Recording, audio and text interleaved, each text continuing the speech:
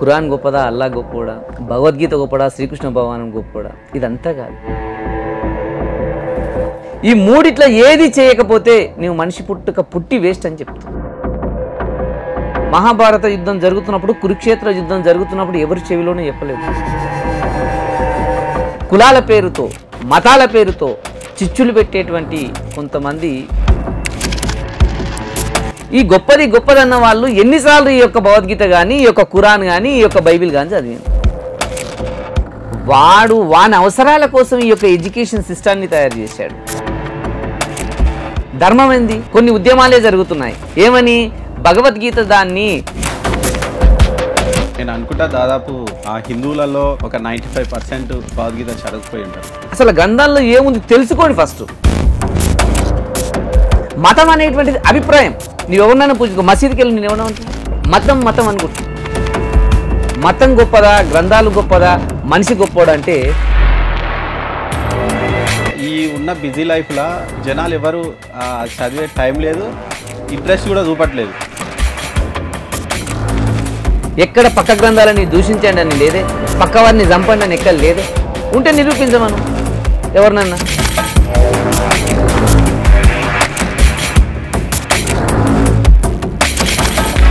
జీవిలో ఆత్మ ఉంది, ఆ ఆత్మను గౌరవించమని చెప్తున్నారు. నేను ఈ గ్రంథాల సారాంశం కూడా అదే కదా. ఖురాన్లో 5వ అధ్యాయం 32వ వాక్యం.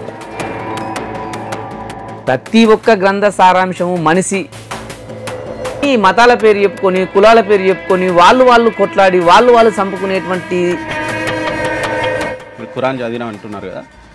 ముస్లింలు ఏదైతే అనుకుంటున్నారో అల్లా రాజ్యం, జిహాద్, ఆ పదాలు ఉన్నాయా? అల్లా రాజ్యం, జిహాద్ అనే పదాలు. ధర్మం ఏంది? ఒక మనిషి జన్మ ఎత్తింది దేనికోసం?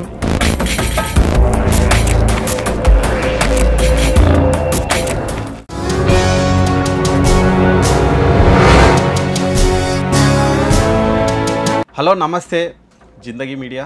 హిందువులు గుడికి వెళ్తారు, క్రిస్టియన్స్ చర్చికి వెళ్తారు, ముస్లింలు మసీద్కి వెళ్తారు. అంటే అన్నీ ఎవరు అభిప్రాయాల మేరకు, ఎవరి మత విశ్వాసాల మేరకు వాళ్ళు వాళ్ళ దేవుని పూజిస్తూ ఉంటారు. మత గ్రంథాలు చెప్పినటువంటి సూక్తులు పాటిస్తూ ఉంటారు. కానీ ఇప్పుడున్నటువంటి ప్రపంచం ఎట్లయిపోయిందంటే మా మతమే గ్రేటు, అంటే మా మతమే గ్రేట్ అని ఎవరికి వాళ్ళు ఫైట్ చేసుకుంటున్నారు. ఇప్పుడు మనం చాలా చూస్తున్నాం. ఇప్పుడు ప్రపంచంలో ఏమైనా అశాంతికి మెయిన్ కారణం ఏదైనా ఉందంటే మతం. మా మతం కోసమే కొట్లాటలు. ఇప్పుడని కాదు, గత 1000 సంవత్సరాల చరిత్ర తీసుకున్న, 2000 సంవత్సరాల చరిత్ర తీసుకున్నప్పటికీ ఇదే మతం కోసం కొట్లాట. లేదు అంటే రాజ్యం కోసం కొట్లాట. సరే, ఆ రాజ్యం కూడా మతం ఆధారంగా ఏర్పడ్డటువంటి రాజ్యాలు మాత్రమే ఉన్నాయి. ఈ అశాంతికి కానీ, ఈ ప్రపంచంలో ఉన్నటువంటి గొడవలకు కానీ మెయిన్ కారణము మతము.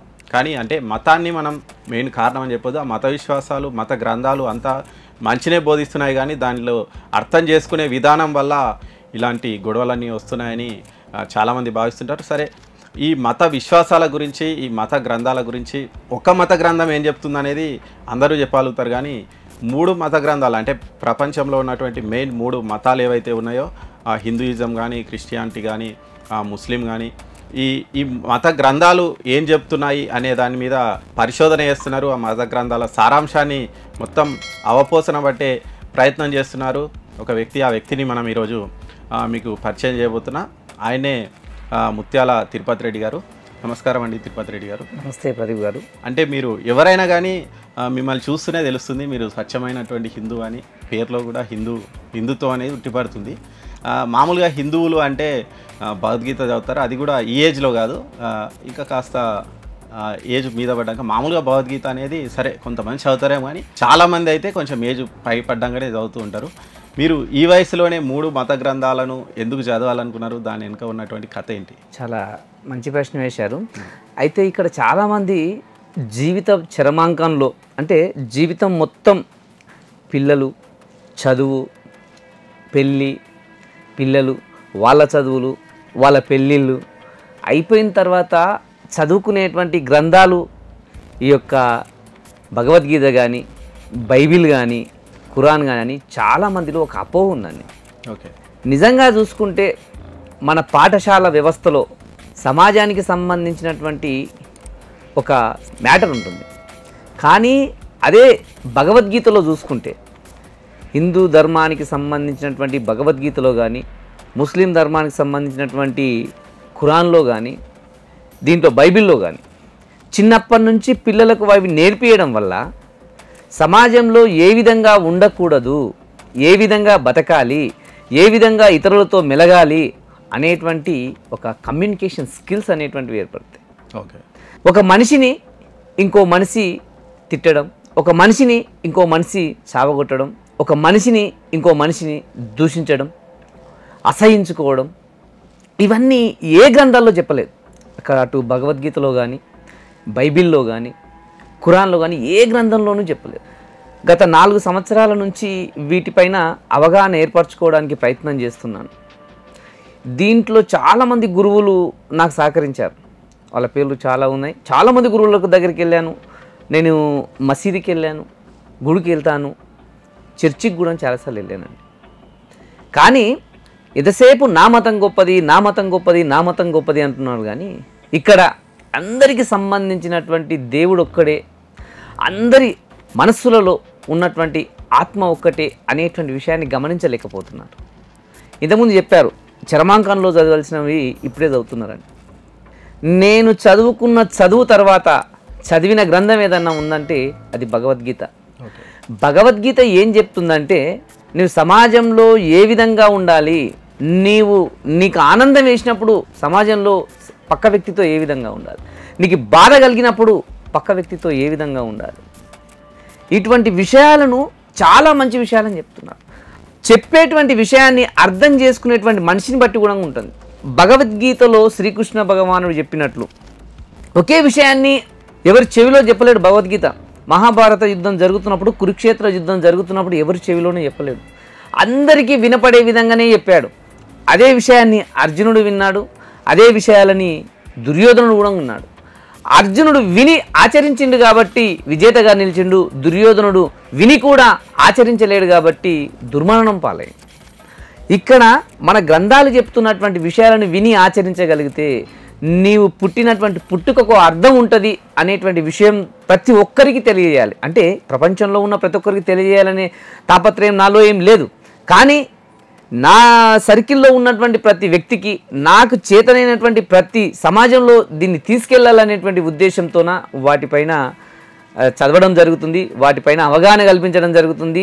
ఇంతకుముందు స్కూళ్ళల్లో కూడా అవగాహన కల్పిస్తున్నాను. కానీ మన మతం అని కొట్టుకుంటున్నాం. మతం గొప్పదా, గ్రంథాలు గొప్పదా, మనిషి గొప్పవాడు అంటే నేను మనిషే గొప్పవాడని చెప్తాను. మనిషి ఉంటేనే ఇవన్నీ ఉంటాయి. అదే మనిషిని మతాల పేరు చెప్పుకొని, కులాల పేరు చెప్పుకొని, వాళ్ళు కొట్లాడి వాళ్ళు చంపుకునేటువంటి దీనస్థితికి, ఒక హీనస్థితికి మనం దిగజారిపోయాం. అటువంటప్పుడు వీళ్ళల్లో మార్పు తేవడానికి ప్రయత్నమే ఈ యొక్క గ్రంథాల పఠనం అంతే. ఓకే. అంటే మీరు ఇప్పుడు ఈ 3 గ్రంథాలను సమగ్రంగా ఇప్పటికీ చదివిరా? దాంట్లో అసలు ఆ 3 గ్రంథాల్లో ఉన్నటువంటి సారాంశం ఏంటి?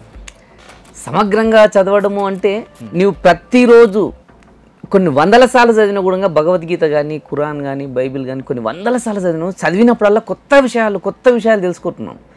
ఒకసారి చదివితే ఒకలాగా అనిపిస్తుంది, ఇంకోసారి చదివితే, రెండోసారి చదివితే ఇంకోలాగా అనిపిస్తుంది, మూడోసారి ఇంకోలాగా అనిపిస్తుంది. జీవితాంతం చదివి ఆచరించగలిగిన గ్రంథాలే ఈ యొక్క 3 గ్రంథాలు. ఖురాన్లో ఒక పదం ఉంటుంది, ఏమని ఉంటుంది అంటే అందులో మొత్తం టోటల్గా నీవు ఎవరైనా ఒక వ్యక్తి నీ దగ్గరికి ఎదురుగా ఉండి సమస్యల్లో ఉన్నప్పుడు ఆ వ్యక్తికి వీలుంటే సహాయం చేయాలి. రెండోది, నీతో సహాయం చేసేటువంటి అవకాశం నీతో లేదు ఆ వ్యక్తికి సహాయం చేయడానికి నీతో అవకాశం లేనప్పుడు ఆ వ్యక్తిని ఎవరన్నా నీకు సహాయం చేస్తారు, అటువంటి వ్యక్తి నీకు తెలిసి ఉంటే ఆ వ్యక్తికి దగ్గరికి తీసుకెళ్ళి ఇతనికి సహాయం కావాలని నీవు అడగాలి. లేదు ఈ 2 తెలియదు, మీరు చెప్పే ఆ సెకండ్ కూడా సహాయం కిందకే వస్తుంది. ఈ 2 నీతో లేవు, ఈ 2 నా చేత కాదు, నాతో నన్ను సహాయము చేయలేను, సహాయం చేసే వ్యక్తి నాకు తెలియదు. కనీసం ఆ భగవంతుణ్ణి నీ కోసం నీ ద్వారా సమస్య తీర్చుకోవడానికి ఏ వ్యక్తి అయితే వచ్చిండో ఆ వ్యక్తి యొక్క సమస్య తీరిపోవాలని కనీసం ఆ భగవంతున్నైనా పూజించాలి.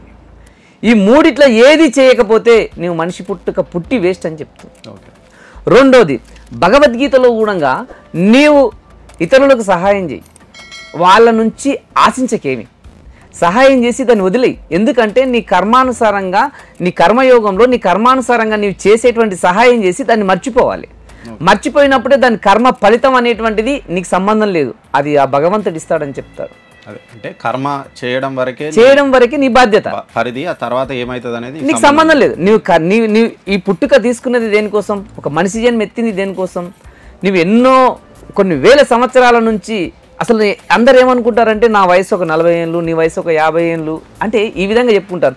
నీ శరీరానికి 50 ఏళ్ళు 40 ఏళ్ళు ఉండొచ్చు, కానీ నీ ఆత్మ శ్రీకృష్ణ భగవానుడు ఆ భగవంతుడు ఎప్పుడైతే పుట్టాడో నీ ఆత్మ ఆ రోజే పుట్టింది. నీ ఆత్మకు అనేటువంటిది వయసే లేదు. అంటే నీ ఆత్మ శరీరం మాత్రమే వయసు, నీ శరీరానికి వయసు వచ్చింది కానీ నీ ఆత్మ అనేటువంటి దాని వయసు లెక్కించడానికి కుదరదు. నీవు ప్రతి వ్యక్తిలో చూడాల్సింది ఆ యొక్క పరమాత్మ నుంచి ఈ యొక్క ఆత్మలు విడిపోయి మనుషులుగా మారారు, జీవులుగా మారాయి, జంతువులుగా మారారు, కుక్కలు ఉన్నాయి, పందులుగా ఉన్నాయి.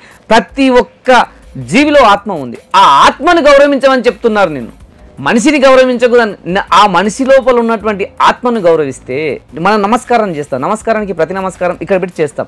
అంటే ఆత్మ అనేటువంటిది ఈ గుండెల్లో ఉన్నటువంటి ఈ శరీరంలో ఉన్నటువంటి ఆత్మకు నువ్వు నమస్కరిస్తున్నావు, నీ ఎదుటిగా ఉన్నటువంటి ఆ యొక్క భగవంతుని నమస్కరిస్తున్నావు. అందుకే సేవ అంటే మానవ సేవే మాధవ సేవ అని చెప్తారు. నీవు ఎప్పుడైతే దేవునికి సేవ చేయాలని పోతున్నాం, కానీ ఎవడైతే మానవునికి సేవ చేస్తామో అది దేవునికి సేవ చేసినట్టు. ఆ దేవుడు ఎక్కడున్నాడంటే ఆత్మరూపకంలో మానవుల్లో ఉన్నాడనేటువంటి విషయాన్ని మన పెద్దలు చెప్పిండ్రు. ఈ గ్రంథాల సారాంశం కూడా అదే కదా. ప్రతి ఒక్క గ్రంథ సారాంశము మనిషి సుఖంగా సంతోషంగా ఇతరులకు చెడు చేయకుండా ఉండడం అనేటువంటిది ధర్మం. అసలు ధర్మానికి అర్థమే అది. ధర్మం ఏంది? నీవు ఏదైతే చేసుకుంటే నేనున్నాను, నేను నీకేదైతే చేస్తే నీకు బాధగా అనిపిస్తుందో, నీకు బాధ అనిపిస్తుంది నేను ఏమైనా చేస్తే, అటువంటి బాధని నీవు ఇతరులకు చేయకపోవడమే ధర్మం. ఈ గ్రంథాల ప్రకారము అటువంటి బాధ అంటే నీకు బాధ కలిగినప్పుడు అవతల వ్యక్తికి కూడా బాధ కలుగుతుంది. తిట్టడమో కొట్టడమో గిచ్చడమో ఏదో ఒక రూపంగా నీవు అతనికి బాధ కలిగిస్తే ఆ బాధ నీ దాకా చేరితే అది నాకు బాధ అనిపిస్తుంది కాబట్టి అవతల వ్యక్తికి కూడా బాధ అనిపిస్తుంది, దీన్ని నేను చెయ్యొద్దు అవతల వ్యక్తికి అనేటువంటిదే ధర్మం. మతం అనేటువంటిది అభిప్రాయం.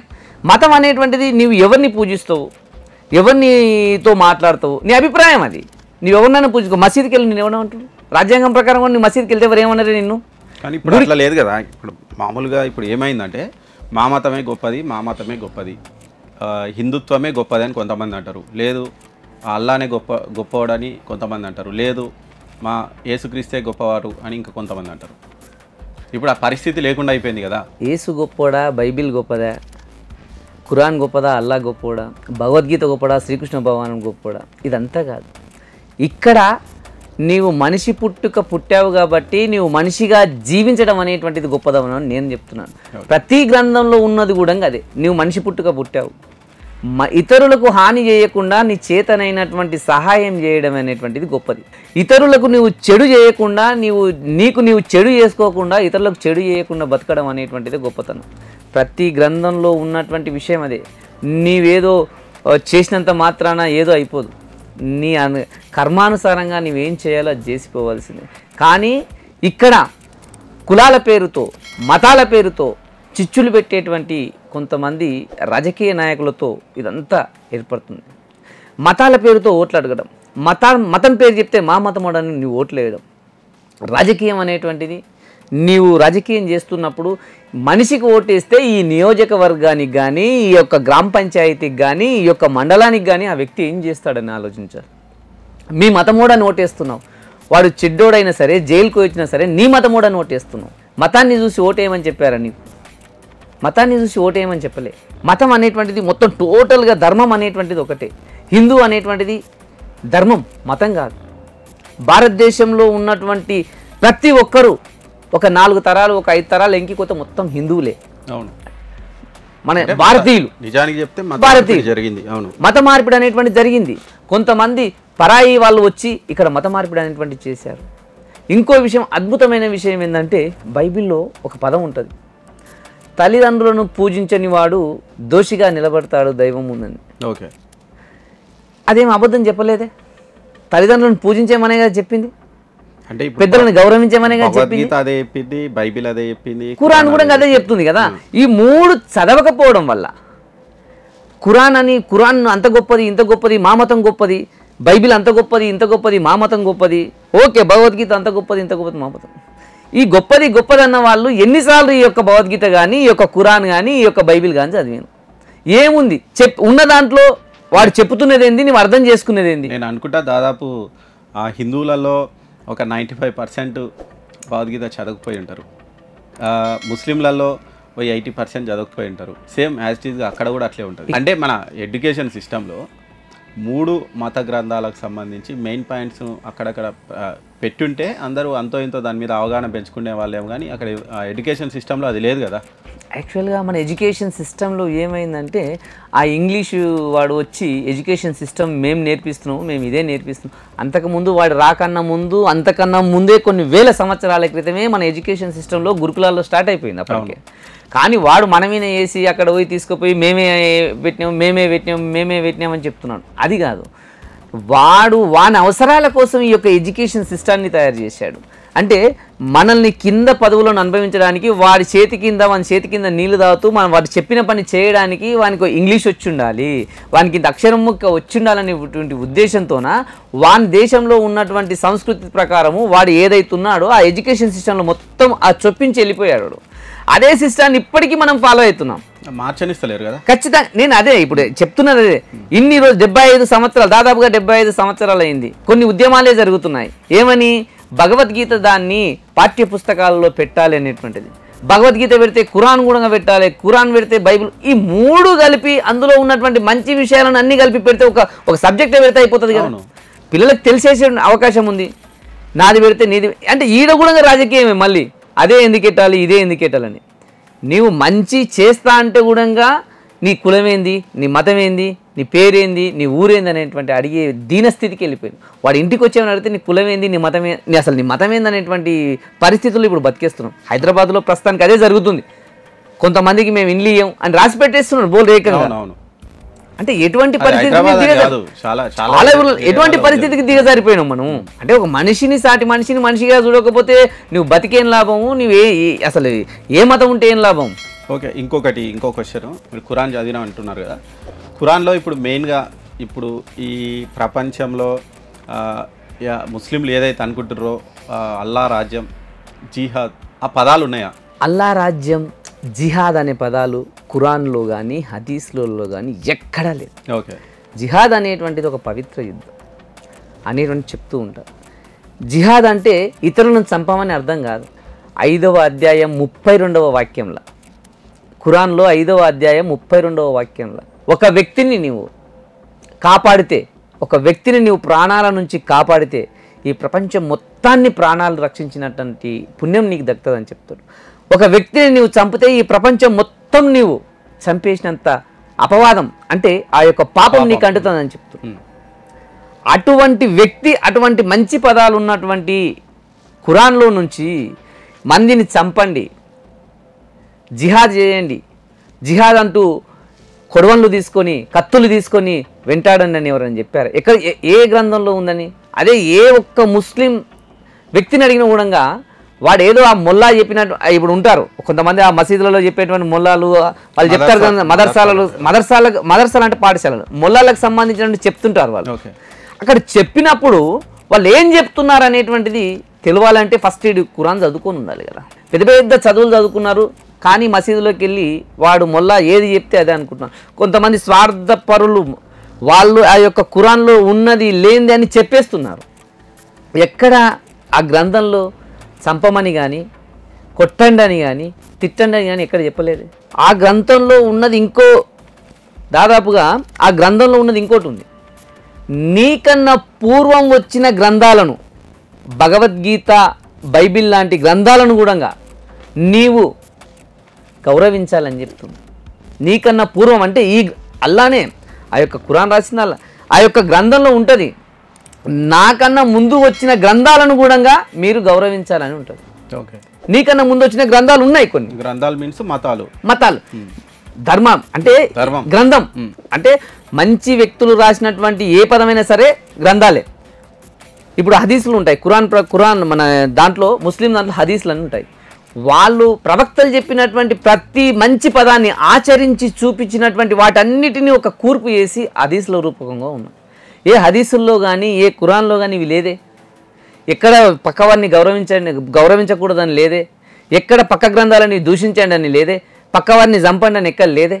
ఉంటే నిరూపించమను ఎవరినన్నా. మరి ఎందుకు ఇట్లా ప్రచారం చేస్తున్నారు? ఎవరు చేస్తున్నారు? అనవసరమైనటువంటి స్వార్థపరులు మాత్రమే. స్వార్థపరులు వాళ్ళ స్వార్థం కోసం ఏదో చెప్పి నిన్ను రెచ్చగొడుతున్నారు. నేను రెచ్చగొడుతున్నాను, నీకు తెలిసింటే నువ్వు రెచ్చిపోవు కదా. నీ అల్లా ఇది చెప్పాడని నేను రెచ్చగొడుతున్నాను నిన్ను. నీ భగవద్గీతలో ఇది ఉందిరా భయ అని చెప్తున్నాను మీకు. మీరు వినకపోతే నీవు చదివి ఉంటే ఇది లేదు కదా అని ప్రశ్నిస్తావు అప్పుడే నన్ను. నువ్వు చదవకపోవడం వల్లనే ఇది అంతే కదా. అంటే ఇప్పుడు ఉన్నటువంటి బిజీ లైఫ్లో మత గ్రంథాలు, ఓకే మత గ్రంథాలు అంటే చాలా పెద్ద గ్రంథాలే, సరే దాని సారాంశం ఒక 200 పేపర్లో 300 పేపర్లో అవుతాయి. ఈ ఉన్న బిజీ లైఫ్లో జనాలు ఎవరు చదివే టైం లేదు, ఇంట్రెస్ట్ కూడా చూపట్లేదు. అలాంటి టైంలో ఇప్పుడు మీలాంటి వాళ్ళు ఉన్నారు, చదివినటువంటి వాళ్ళు, వాళ్ళని ఎడ్యుకేట్ చేసే ప్రయత్నాలు చేయాలి కదా. ఖచ్చితంగా అండి. నేను సొంతంగా ఒక యూట్యూబ్ ఛానల్ పెట్టి దాంట్లో భగవద్గీత గురించి సమాజానికి లింక్ చేస్తూ సమాజంలో ఏం జరుగుతుంది, గ్రంథాల్లో ఏముంది, ఇదంతా ఏం జరుగుతుంది అనేటువంటి విషయాలు చెప్తూ వస్తున్నాను. అందులోనే భాగంగానే మీరు నాకు దానికి స్టూడియోకి పిలవడం జరిగింది. ఇక్కడ ఎవరంతకు వాళ్ళు ఎవడో చెప్తే వినడం అని కాదు, ఎవరంతకు వాళ్ళు తెలుసుకోవాలనే ప్రయత్నం చేయడం. మీరు అన్నారు బిజీ లైఫ్ బిజీ లైఫ్ అని చెప్తున్నారు. ఇప్పుడు మీరైనా గ్రంథాలు చదవడానికి మీ మైండ్ అటు మళ్ళీందంటే ఏదో బలమైన కారణం ఉంటుంది ఖచ్చితంగా. ఆ కారణాలు అందరి జీవితాల్లో రావాలని లేదు కదా. అవును, లేదు.